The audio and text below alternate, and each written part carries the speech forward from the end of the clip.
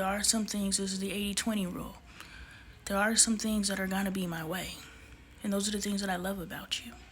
But the things that bump up against me, I need to either learn how to accept it. We learn how to evolve it into something that we both can ride with. Or you eliminate it. That 20% of the things we have options. That 80% comes with you.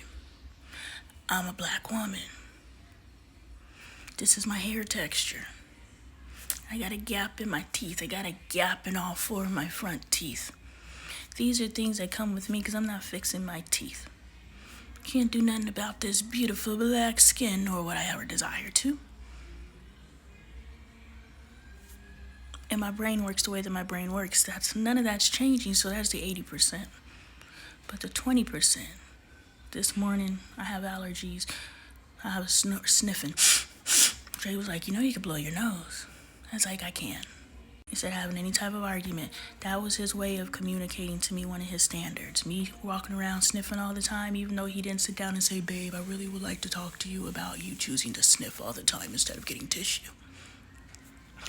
It doesn't have to be that way when you're actually listening and paying attention to your spouse. When they give you those little remarks, they're giving you their standards. And you can choose to accept it, you can choose to buck up against it, or you can choose to have an alternative that both of you can live with. So that's the update on my marriage, y'all. We back in love now. We back in love. The next day when we were riding to work, I told him, I was like, are we working on our marriage or are we just trying to avoid an argument? Like, we working on our marriage or not? And he was like, what does working on our marriage look like? We need to go to therapy or counseling or something like that. What does it look like? I was like, if you feel we need to go to therapy or counseling, go ahead and make that appointment. I'll show up wherever you need me to. The reason why I say what you think is that I don't think we need therapy. I don't need therapy.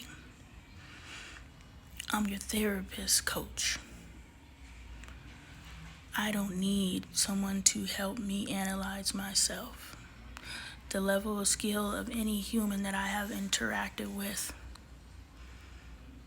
they may introduce a new concept to me, but I actually know how to use that concept. So I can be therapized by anyone. I got therapized today, talking to a 27-year-old botanist. I went and told him what I was dealing with, and he was like, boom. He said what he said. I was like, it's not for me to take what you said verbatim. It's for me to take what you said, take the seeds that you have, planted in my brain, and they're all going to grow something different. Your one message gonna sprout 10 different ideas. So I don't need to go to a therapist. But if my husband needs to go to a therapist, I will join him. Whatever he needs to move into the space of knowing that he don't need a therapist either. He is the therapist. He is the coach. He is one of the first black men who is healing himself publicly. He doesn't know it. He doesn't know what he's doing, but I do. And you're able to see a teenager do it. You watched Bailey. You're able to see a black woman, a woman. I don't want to make this about race, because that's not what it is. When I say I'm a black woman, I'm just identifying a black heterosexual woman. That is just me, how I live my life and how I identify. And so I speak from that perspective, not to exclude, because we're all humanity, but to speak to my identity and what I identify as. You're watching her heal herself. You're watching a black man from Gary, Indiana, from the streets heal himself. You're watching little boys be the blueprint of how you raise black men. You're watching a tween who was in the throes of wanting to just no longer walk this earth anymore, be pulled out of that space and find her place in a family that she has felt as the outsider her whole life. You were watching my non-binary child, when you get glimpses of them. You were watching my stepson,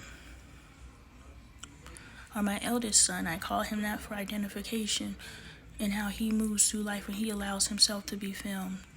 You are witnessing a dog named Alfalfa acclimate into a family who's never truly taken care of a pet. They're kind of hands on.